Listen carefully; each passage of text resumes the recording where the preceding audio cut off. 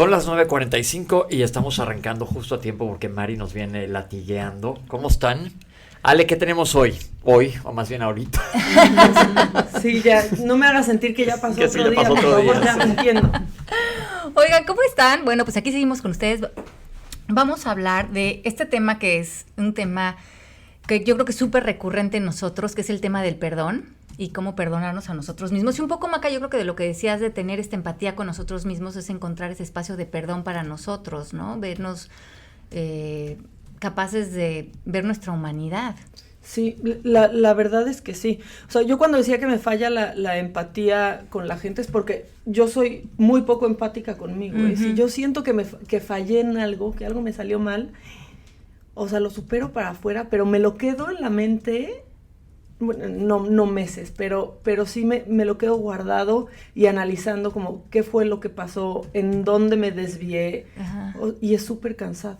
O sea, últimamente como que suelto más, pero sí es súper cansado no soltar algo internamente, ¿no? Sí, vivir con ese como lastre interior, ¿no? Esas, así que como cadenas. Sí, la verdad es que sí, como no debí, ¿por qué dije esto? ¿Cómo hice esto?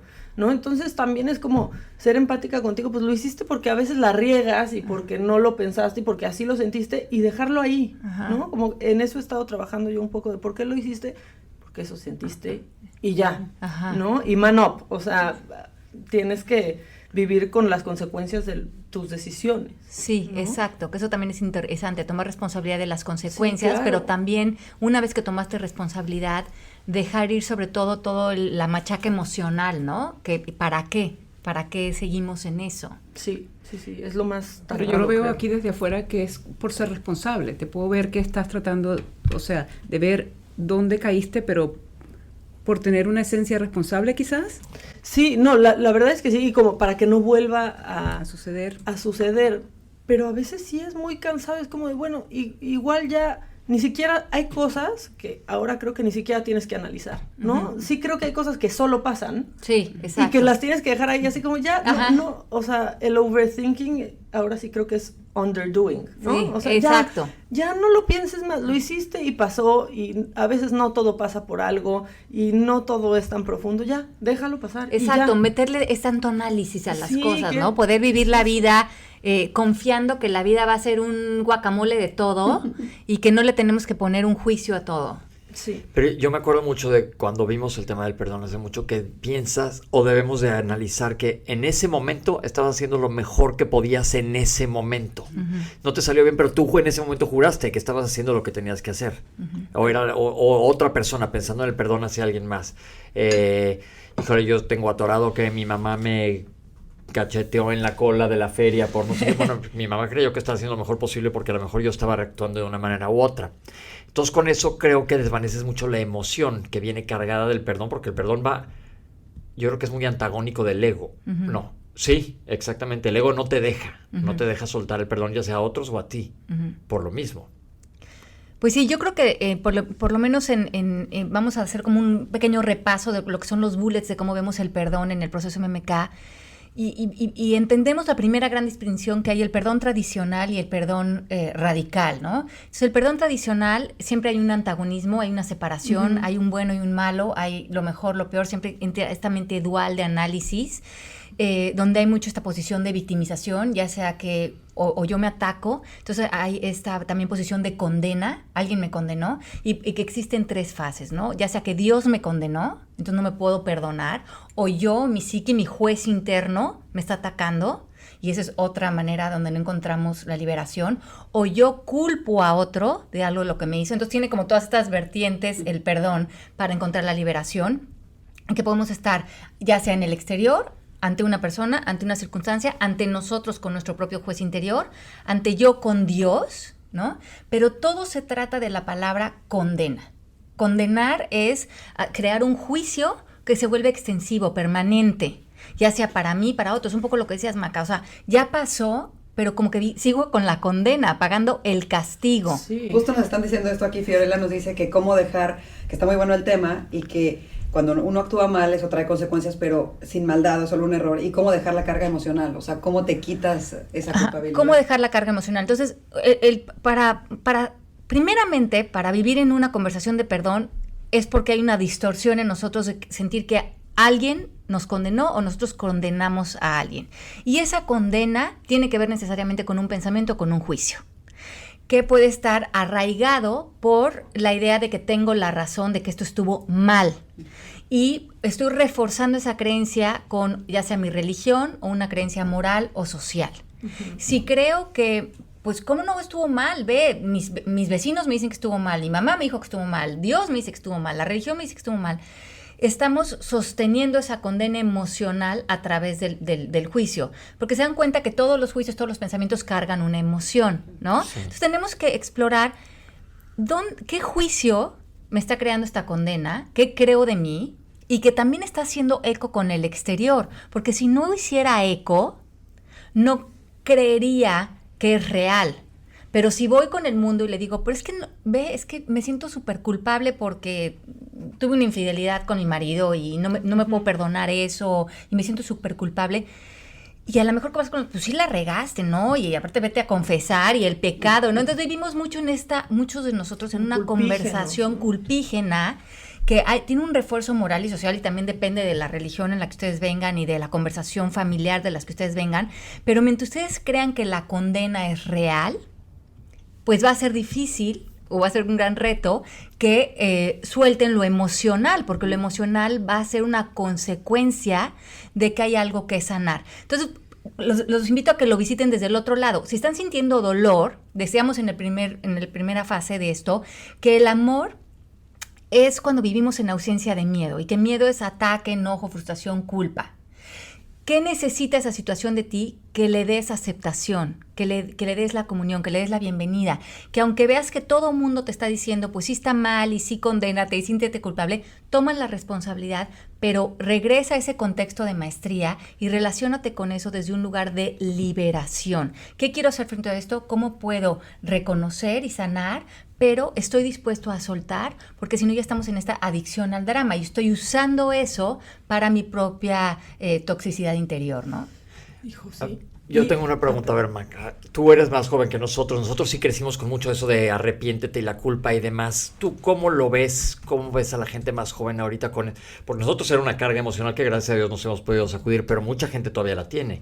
Y no sé en la gente joven qué tanto se haya permeado eso en plan, pues, educacional de hace 20 años de diferencia que tenemos. Mira, yo creo que a mi generación, yo tengo 33, todavía nos tocó eso. O sea, yo crecí, por ejemplo, con una abuela, unos abuelos que tuvieron 6 hijos y una familia increíble, y mi abuela, súper católica, por ejemplo, nunca pudo vivir plenamente y siempre vivió pidiendo perdón porque se había embarazado antes de casarse. Uh-huh. Y yo me acuerdo que hasta antes de morir, o sea, de pronto mi abuela entró en una depresión grande y lloraba y le decía, a ver, pero ¿qué tiene? O sea, está todo bien. Sí, se murió mi abuelo hace 10 años, sí, pero ¿qué tienes? Y decía, no, es que yo tengo que pedir, pero ¿por qué?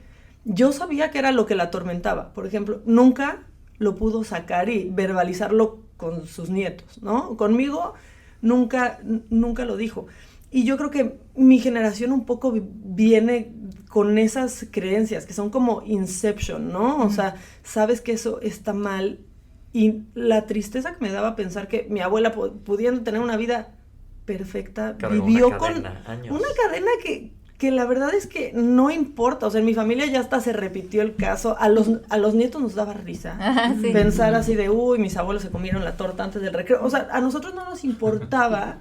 Y mi abuela no pudo vivir con eso en paz. O sea, sí pensaba que el día que se muriera, Dios la iba a castigar por haberse embarazado, en vez de pensar que Dios igual le iba a poner una estrellita en la frente porque tuvo 6 hijos, porque tuvo un esposo. ¿No? Claro.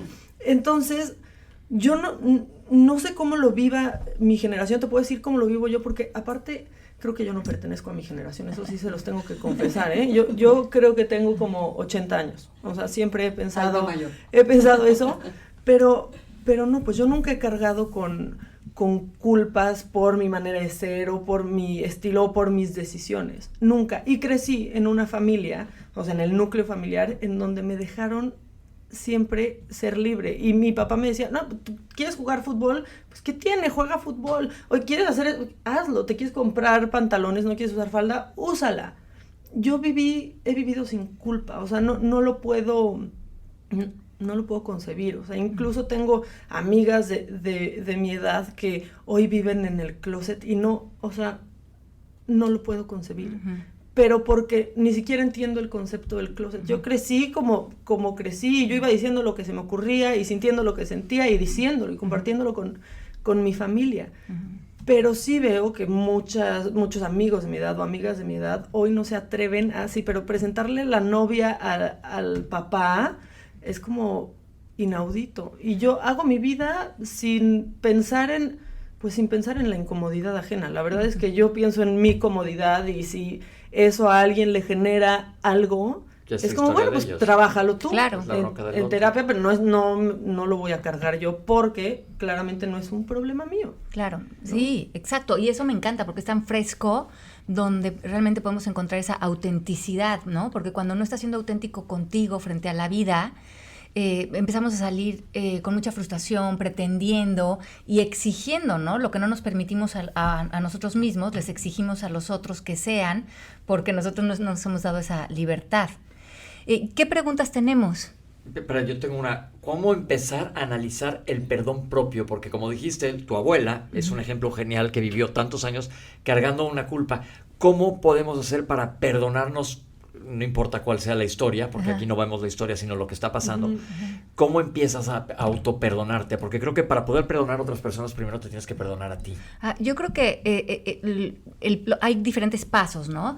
Yo creo que primeramente es regresar, lo que decías tú, Pepe, es súper valioso, es en ese momento lo que hice o cómo actué, no lo podía haber hecho de otra manera, porque todos salimos en nuestra vida haciendo lo mejor que podemos, desde las creencias que tenemos, el estado de conciencia en el que estamos, lo que sabemos en ese momento, y muchas veces eso es desde mucho miedo, vacíos, inseguridades. Entonces de repente dices, ay, ¿cómo a los 20 años hice esa tontería? ¿Qué crees? ¿Qué ternura? A los 20 años creías que era lo mejor que podías hacer. Claro. Porque hoy ya no te acuerdas cómo te sentías, las inseguridades que tenías, los miedos que tenías. Y en ese momento te paraste en la mañana, hiciste lo mejor que pudiste. Imagínate con qué compasión te tienes que ver a ti mismo, que eso para ti en ese momento era lo mejor que podías dar. Entonces, en vez de exigirte con lo que ya sabes ahora, es regresar y abrazar a esa personita tuya de 25, de 20, de 15 y decirle, oye, estabas haciendo lo mejor que podías, imagínate cómo estaba en ese momento tu interior, ¿no? Entonces yo creo que ese es el primer paso de abrir esta compasión, esta empatía por nosotros mismos. A mí lo que me ayudó mucho también es darme cuenta o reconocer, regresando a esta palabra de condena, yo tenía mucho esta idea de que no me perdonaba porque yo creía en un Dios castigador, que es lo que decías tú, claro, ¿no? A mi abuela, a lo mejor cuando suba le van a poner una estrellita porque tuvo 6 hijos, pero a lo mejor ni siquiera le van a poner estrellita o no estrellita, porque a lo mejor Dios vive en esa verdad que es vivir fuera de los juicios. Entonces Dios nos arroja esta vida a que a lo mejor aprendamos a ser seres más silenciosos y más amorosos y, como tú decías, más auténticos, sin tratar de entender la vida, porque tampoco nos dijeron que teníamos que entenderla, sino que había que vivirla con todo y lo que viene en ella. Y perdonarme, reconocer que nadie me ha condenado, que no hay un Dios condenador, que el universo nos está viendo con compasión y con esos ojos nos empezamos a ver a nosotros mismos. Y desde ese lugar podemos empezar a aceptar esta humanidad en la que estamos y que tratar de vivir en las complacencias sociales o morales o culturales es, yo creo que muchas veces lo que pasa es que nosotros como que de chiquitos muchos como que tratamos de hacer esta promesa a nuestros papás de yo voy a ser el hijo perfecto para que me quieras, para que me aceptes, para que me reconozcas o ante la sociedad, ¿no? En esta necesidad de reconocimiento o de aceptación. Y cuando empiezas a tener fallas o equivocaciones o tropiezos o como le quieras llamar, porque todos son títulos y etiquetas, como que yo creo que la primer falla que siente el ser humano es darte cuenta que no eres perfecto y que tú ya no le pudiste dar esa promesa al mundo. Ya no cumpliste. Ya no cumpliste. Sí, sentir que decepcionas a sentir alguien, que, ¿no? que vas a decepcionar a alguien por la persona que que eres. Y yo creo que ese es el primer gran perdón. El primer gran perdón que te tienes que dar es que no fuiste el perfecto que pensaste y que aún así te puedes amar, te van a seguir amando y te van a seguir aceptando, y yo creo que ahí sale un poco lo que hemos hablado del síndrome del impostor. Ahora tengo que fingir que sí soy esa persona perfecta para que me quieran y me acepten, cuando yo ni siquiera me he perdonado y me he aceptado a mí mismo, ¿no? Claro, Sí. estás poniendo otra cara. Y pensándolo hacia las otras personas, cuando tienes que perdonar a alguien, yo me acuerdo cuando lo platicamos, que el perdón es algo que te das a ti, Ajá. más que se lo des a la otra persona. Cuando tú perdonas, tú te liberas. Yo me acuerdo hace no tanto un caso bien interesante que vi, que dije, ¿cómo le hizo? De una señora que perdonó a los asesinos de su hijo. Que dices, ¿cómo? O sea, te da Sí, ganas de quieres que se desollarlos mueran, vivos. ¿no? Sí, exactamente. Y ella en una entrevista después dijo, lo hice por mi paz interior. Ya ellos sabrán. O ya les irá en la feria, yo digo, ya es otra historia eso. Pero yo, si vivo con ese ardor, o sea, coraje, todo el tiempo ese te está autocomiendo. Y así, digo, puse un caso súper extremo. Pero esto pasa en todas las instancias. Yo me acuerdo que mi hermano tal día me hizo, o la gente que digo, gente elefante que... Ah, sí, es que tú en 1978 cuando estábamos en... Sí, la gente se acuerda y dices, ya déjalo ir, ya, suéltalo. Sí. Y va a ser para ti, no es para la otra persona. Sí. Sí, la verdad es que sí, dejar ir, ¿no? A mí, yo por ejemplo, perdono a la gente, o sea, muy fácil. A mí lo que me costaba trabajo era perdonarme a mí por Lo que cosas, decías. ¿no? O sea, si me hacen algo era como, ay, ya, o sea, no me importa, y creo que tengo una capacidad de recuperación para esas cosas, la verdad es que muy, muy grande, ¿no? Porque he hecho una piel muy gruesa también en lo que me dedico. O sea, todos lo sabemos, tienes que tener una piel súper gruesa y saber que gente que no te conoce va a hablar mal de ti, gente que no te conoce va a hablar bien de ti, y darles el mismo valor, ¿no? Claro. La verdad. Perdonarme a mí en cosas es lo que me cuesta o me costaba más trabajo. Últimamente la verdad es que como ya lo dejo ir así como de, pues sí, ya lo hice, y cada quien va haciendo lo que puede con lo que tiene. O sea, de pronto cuando pienso de qué mal lo hice ahí, lastimé a tal persona muchísimo, qué tontería, y hoy lo veo de otra manera, pero la neta es que no lo podía hacer diferente, no veía lo que veo ahora, ¿no? O sea, estás metida ahí mientras está cayendo el edificio y solo ves polvo. Pasa el tiempo, se aclara todo y dices, ah, por ahí era la salida. Entonces lo que Oye, dices, sí. Maca, es súper importante, porque el no perdonar o no perdonarte es una información que tiene una carga energética. El perdón es cambiar esa información, transformar esa información para trascender y volver a estar en la verdad, que es por encima de estuvo bien, estuvo mal.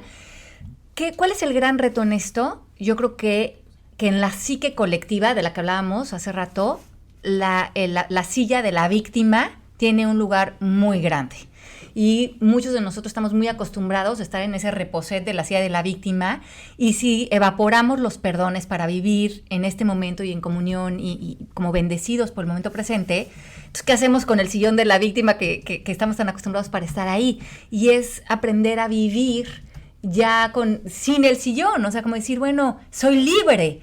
Pero la mayoría de las gentes o de nosotros tenemos que experimentar cómo se vive en esa libertad, porque es un lugar nuevo para muchos de nosotros. Dice Dan Delap, ¿cómo perdonas de corazón sabiendo que nada es personal? Y dice María Elena ST, ¿por qué hay situaciones que viviste y regresan como pensamientos y duelen? Uh-huh. Claro, porque les digo siempre que no existen los inocentes pensamientos. Cualquier pensamiento tiene carga emocional. Inclusive el pensamiento, debo de ser una mejor persona, que se usa mucho en este tipo de temas.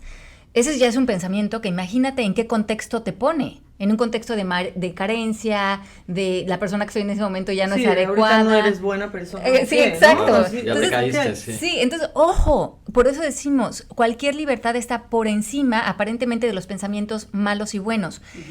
¿Cómo hacemos para que estos pensamientos un poco los perdonemos? Es deshacerlos, es darnos cuenta lo inútiles que son. Entonces ya no pasamos nuestra vida en el pensamiento, sino en un espacio de mucho más inocencia, ¿no? Cuando tienes esta idea, ese hámster en ruedita en la cabeza que no te deja y lo traes y te vas a dormir y traes ¿cómo?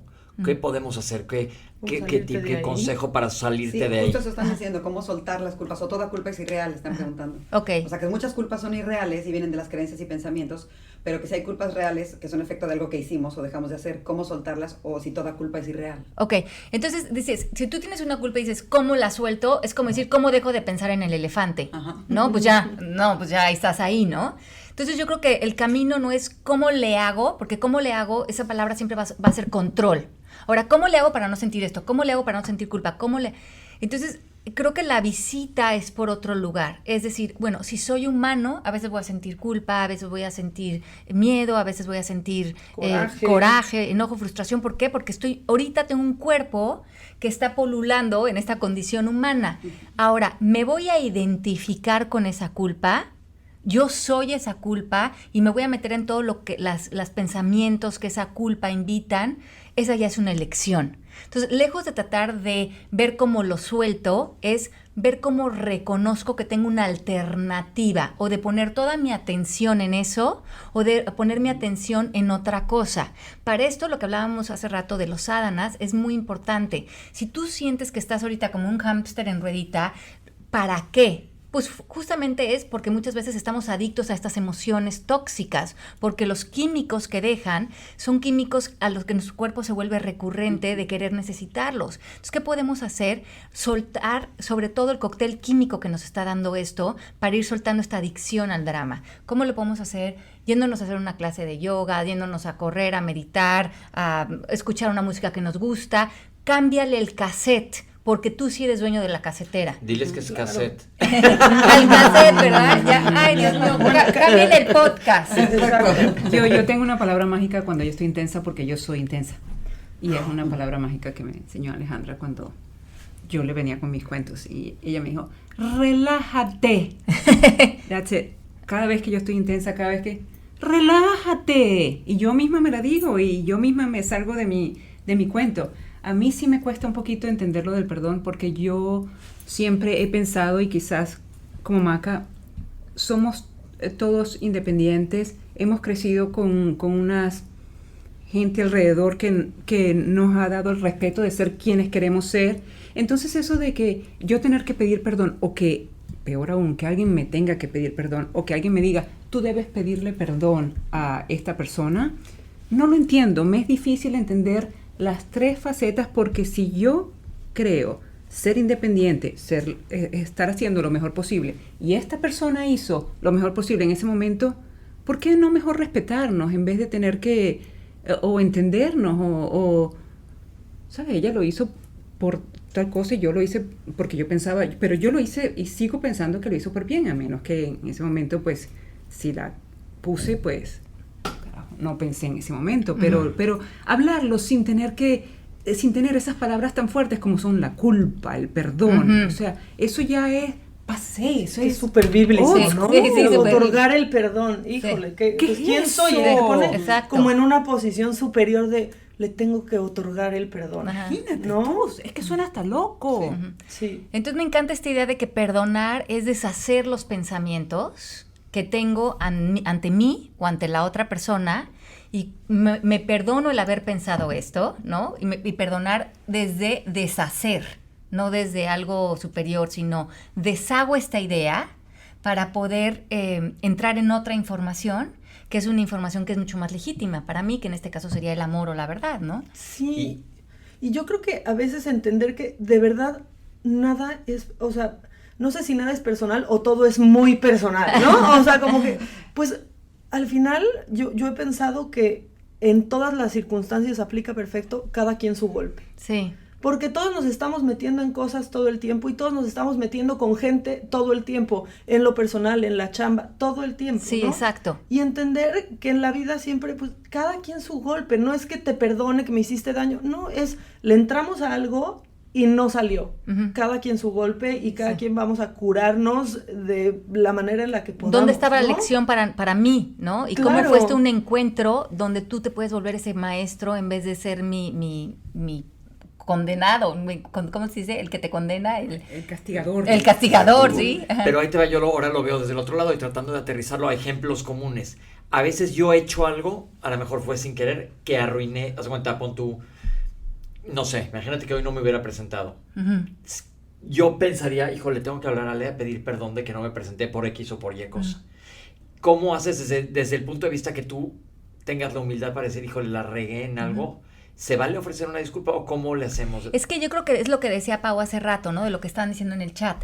La culpa necesariamente está ligada a un pasado, a una historia, ¿no? Porque la culpa responde a la pregunta ¿por qué? Y el por qué es una explicación, Entonces ya estamos otra vez en un tema de un discurso. Entonces me siento culpable. ¿Por qué? Porque hice, porque dijo, porque me... O sea, es una explicación y la explicación nunca es real, ¿no? Entonces, ¿cómo la hacemos? Reparamos a través de la responsabilidad, porque la responsabilidad vive en el presente. Entonces, en este momento reconozco que esta actuación que tuve, ¿no? No fue la ideal. No fue la ideal, lo estoy viendo, como tú dices, fue personal o no fue personal, da igual. Si te puedo reparar en algo, aquí estoy porque me quiero hacer responsable, pero este es un lugar muy productivo y donde la otra persona no agarra eso para tomárselo personal, para de una vez, me voy a echar a andar de lo que dijo o hizo Pepe para otra vez tener cóctel de tóxicos, ¿no? O ponerte el pie en el cuello, ¿no? Y estar como buscando en la vida,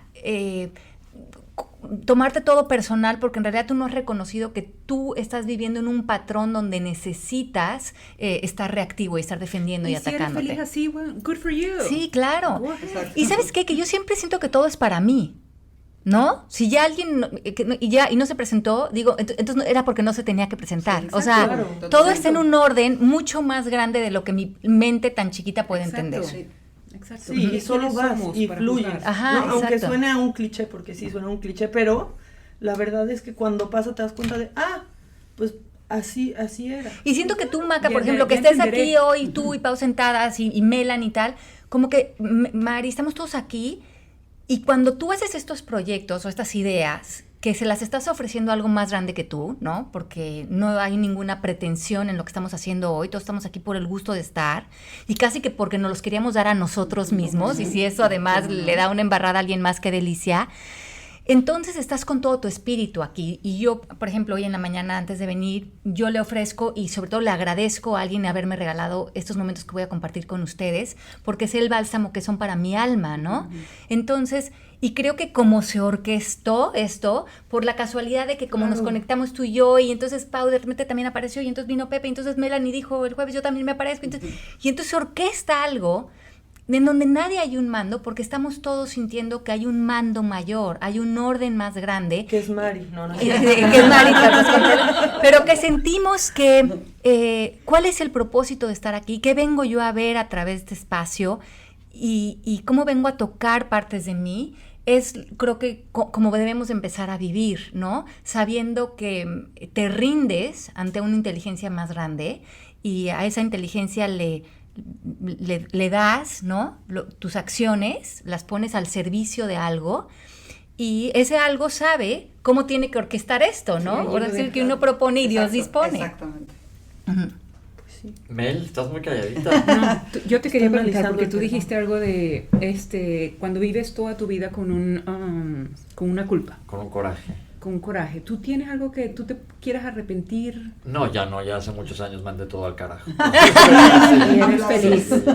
En general, yo creo que la felicidad se da por momentos, pero si pudiera en una balanza, como 90 y tantos % del tiempo estoy bastante feliz. No quieres Y mira, que pedir yo que perdón. te conozco, Pepe, desde No. hace mucho tiempo, ¿no? Y que te conozco y como amigos y sé como historia tuya, yo sentí energéticamente cuando tú mandaste todo al carajo. O sea, como que hubo un cambio energético tan importante en Pepe, de realmente, o sea, cuando entraste al coaching, empezaste a trabajar en muchas cosas tuyas así, y que yo te vi trabajando en tantas áreas de tu vida, en las que tenías con mucha aprensión y control y tal, y que cómo energéticamente y tu presencia realmente cambia, y es algo que haces clic adentro de ti. Por eso estoy aquí sentado. Bueno, acuérdate, cuando arrancamos, yo estaba listo a cortarle la cabeza a todo Pero mundo. ¿sabes sí. qué? Que hasta yo lo sentí, porque yo ¿Verdad? a Pepe lo conocí cuando estaba yo en Noy y él iba, Ajá. y era otra hasta su comportamiento Apariencia. corporal. No, claro, era como,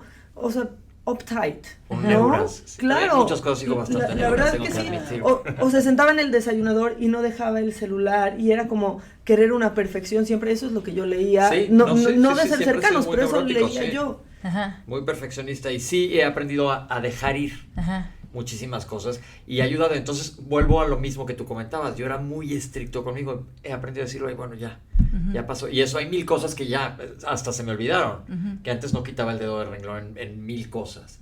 Entonces definitivamente sí me ha funcionado el proceso. Y yo creo que ¿Y lo a que es mí? muy lindo es que como todos somos maestros de todos, cuando alguien está buscando el perdón de algo, ¿no? Entonces, yo a veces cuando doy cursos del perdón les digo a todos, es que seguro todos se quieren parar aquí y que Ale me diera 5 minutos y oyera mi historia para que vea que como la mía sí no se puede perdonar. Si tan solo oyera lo que yo hice o lo que a mí me hicieron, porque esta sí es imperdonable, ¿no?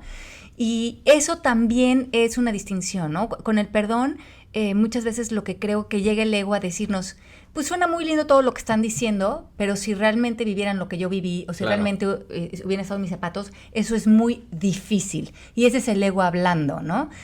Ojo, que si están oyéndonos, están diciendo, sí, pero es que eso es muy difícil, o suena muy utópico, ojalá y todo fuera así de fácil. Ese es el primer obstáculo que tenemos adentro de nosotros para no permitirnos el perdón. Y vean si esa conversación es la primera que les funciona. La de la ironía del no perdón es la primera falta de voluntad que hay para esto, ¿no? Y esto quiere decir que muchas veces no perdonamos porque sentir que tener estos juicios o seguir cargando esta historia de alguna manera nos protege o nos cuida. Que volver a la inocencia sería como volvernos a abrir a la exposición de la vida, ¿no? Y vean si vivir así les funciona, vivir sintiendo que se tienen que defender y si vivir con estos juicios como armamento realmente tiene un valor para ustedes o si energéticamente, como Pepo hizo, como todos hemos hecho en muchas cosas en nuestra vida, decir, bueno, ¿y qué tal si hoy vuelvo a la inocencia? Si suelto la ironía, si me dejo de defender, si vivo sin resistencias, ¿qué ganaría? Y a lo mejor esa es una buena hipótesis para empezar a trabajar con esto y para regresar a ese gran perdón radical, que es el perdón fuera de los juicios, ¿no? Ya estuvo, porque la que no nos va a perdonar es Mari, porque se nos va el tiempo, pero al ratito regresamos con ustedes, no se vayan, qué padre estar con ustedes y regresemos a la inocencia, como Mari bien sabe, yo ya lo hice.